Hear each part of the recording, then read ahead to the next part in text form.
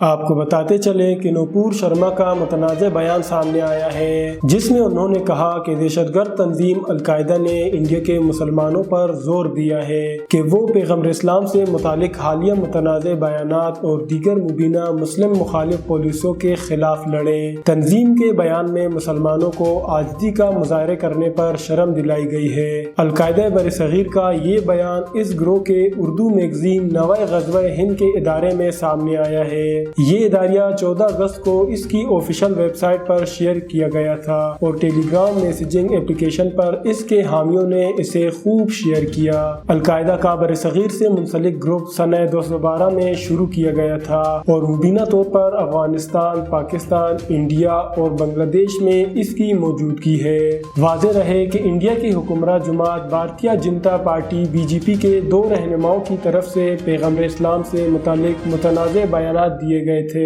BJP کی سرکاری ترجمان نوپور شرما نے ایک ٹی وی شو میں پیغمبر اسلام سے متعلق متنازع بیان دیا تھا، جبکہ حکمراں جماعت سے ہی تعلق رکھنے والے ایک اور رہنما نوین جندل نے، جو پارٹی کی میڈیا ونگ کی سربراہ بھی تھی، انہوں نے اس معاملے پر ٹویٹ کیا تھا۔ دونوں رہنماؤں نے اپنے بیانات پر بعد میں معذرت بھی کی، لیکن BJP نے نوپور شرما کی پارٹی رکنیت معطل کر دی، جبکہ نوین جندل کو بھی پارٹی سے نکال دیا گیا۔ آپ کو اہم خبر سے آگاہ کرتے چلیں کہ انڈیا کی مغربی ریاست راجستھان کے جالور ضلع میں ایک 9 سالہ بچے کی موت کے بعد لواحقین کا یہ الزام لگا رہے ہیں کہ اس بچے کی موت نجی اسکول کے استاد کے پیٹنے سے ہوئی ہے۔ لواحقین کے احتجاج کے بعد ان کا انتظامیہ سے معاہدہ طے پا گیا ہے کہ اس بچے کے کنبے سے ایک فرد کو سرکاری نوکری اور 50 لاکھ روپے کا معاوضے کی تجویز حکومت کو بھیجی جائے گی۔ جس سرسوتی وادی مندر اسکول میں بچہ پڑھتا تھا، اس کا لائسنس منسوخ کر دیا گیا ہے اور اب بچے کی آخری رسومات ادا کر دی گئی ہیں۔ دراصل الزام یہ ہے کہ دلت بچے کی موت اس لیے ہوئی ہے کیونکہ اسکول کی ٹیچر نے بچے کو ان کے مٹکے سے پانی پینے پر پیٹا تھا۔ اسکول ٹیچر کی جانب سے مبینہ تشدد کے بعد خاندان کے افراد نے 23 دن تک مختلف ہسپتالوں میں بچے کا علاج کرایا، جس کے بعد 13 اگست کو احمد آباد کے ایک ہسپتال میں بچے کی موت واقع ہوئی۔ بچے کی لاش گزشتہ روز اتوار کی دوپہر گاؤں پہنچی۔ اہل خانہ کے مظاہرے کے خدشے کے پیش نظر پولیس انتظامیہ نے ضلع میں انٹرنیٹ بند کر دیے تھے۔ گھریلو تشدد ہنسنے کی بات نہیں ہے، لیکن نیٹ فلکس کی نئی فلم ڈارلنگز میں اسے ڈارک کامیڈی یعنی مزاحیہ انداز میں پیش کیا گیا ہے اور یہ انداز شائقین کا دل جیتنے میں کامیاب رہا ہے۔ بالی ووڈ اداکارہ عالیہ بھٹ، شیفالی شاہ اور وجے ورما اس فلم میں مرکزی کردار ادا کر رہے ہیں۔ یہ فلم 2 محبت کرنے والوں عالیہ بھٹ اور وجے ورما سے شروع ہوتی ہے۔ وہ شادی کا فیصلہ کرتے ہیں، لیکن یہ کہانی کسی محبت میں مبتلا جوڑے کی ہنسی خوشی زندگی گزارنے کے بارے میں نہیں ہے۔ شادی کے 3 سال بعد یہ جوڑا ایک مڈل کلاس علاقے میں گھر بساتا ہے، لیکن عالیہ بھٹ ایک ایسی زندگی جی رہی ہوتی ہے جس میں اس پر روزانہ کی بنیاد پر تشدد ہوتا ہے۔ وجے ورما کا کردار تشدد کرنے والا ایک ایسا شوہر ہے جو عالیہ بھٹ کو ہر رات مارتا ہے اور صبح معافی مانگ لیتا ہے۔ وہ اس تشدد کی صفائی میں محبت کو وجہ کے طور پر پیش کرتا ہے۔ وہ کہتا ہے، میں تمہیں اس لیے مارتا ہوں کیونکہ مجھے تم سے محبت ہے، اور محبت میں ایسا ہو جاتا ہے۔ اور عالیہ بھٹ حقیقت سے نظریں چراتے ہوئے یہ سمجھتی ہے کہ وہ ایک دن بدل جائے گا۔ وہ سوچتی ہے کہ اگر وہ اسے شراب پینے سے روک دے یا پھر اگر بچہ ہو جائے گا تو ان کا تعلق مضبوط ہو جائے گا۔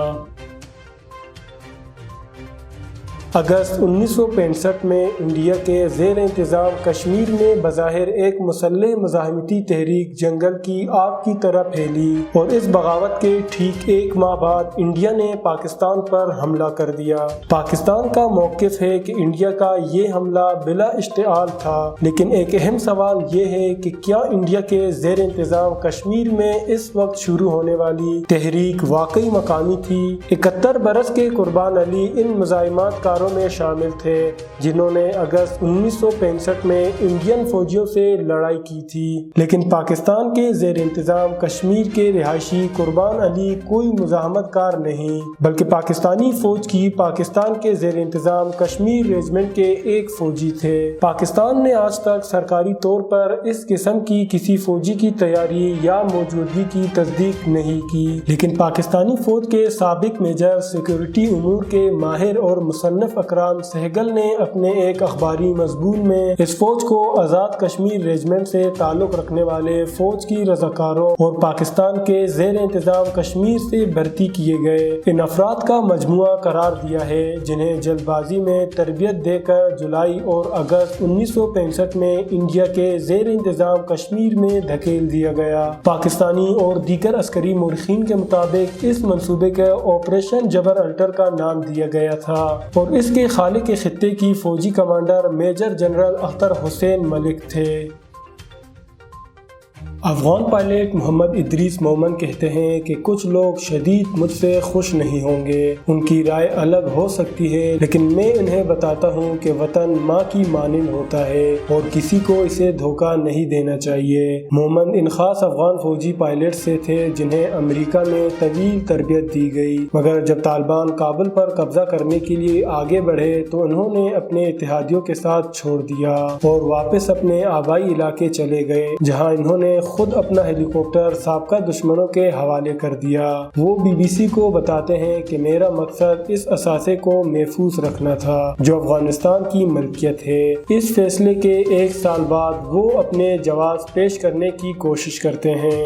مومن نے سال 2009 میں افغان فوج میں شمولیت اختیار کی اور انہوں نے 4 سال تک امریکی ملٹری اکیڈمی ویسٹ پوائنٹ میں ٹریننگ حاصل کی۔ ابتدائی طور پر انہیں مغربی افغانستان میں ہرات میں تعینات کیا گیا جہاں وہ روسی Mi-17 ہیلی کاپٹر اڑاتے تھے۔ 4 سال بعد انہیں بڑی ترقی دی گئی۔